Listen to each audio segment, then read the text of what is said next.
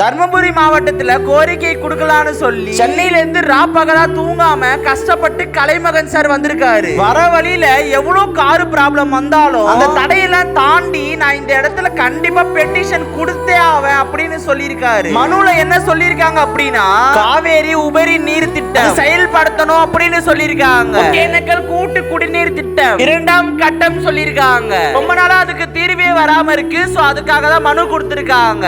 இண்டஸ்ட்ரியல்ல so நிறைய பேருக்கு வேலை இல்லாம இருக்கு, வேலையே இல்லாம இருக்கு. அந்த ஊர்ல ஒரு சிப்காட் இண்டஸ்ட்ரியல உருவாக்கி அங்க இருக்க மக்களுக்கு எல்லாருக்குமே அதே ஊர்ல வேலை வரணும் அப்படின்னு சொல்லியிருக்காங்க. போக்குவரத்து மற்றும் ரயில்வே திட்டங்கள் தர்மபுரி மாவட்டத்துல இருக்கவங்களுக்கு, உள்ளூர்ல இருக்கவங்க யாருக்குமே ரயில்வே வசதியே இல்ல. போக்குவரத்து வசதியும் ரயில் வசதியும் உருவாக்கி தரணும் அப்படின்னு சொல்லி கோரிக்கை வச்சிருக்காங்க. அப்புறம் முக்கிய மக்கள் கோரிக்கை, மலை சுற்றுலால மலைக்கு சாலை வசதியே இல்ல, அவங்களுக்கு போக்குவரத்து வசதி கூட ஓரளவுக்கு இல்லாதனால ஏற்படுத்தி தரணும் அப்படின்னு சொல்லி கோரிக்கை வச்சிருக்காங்க.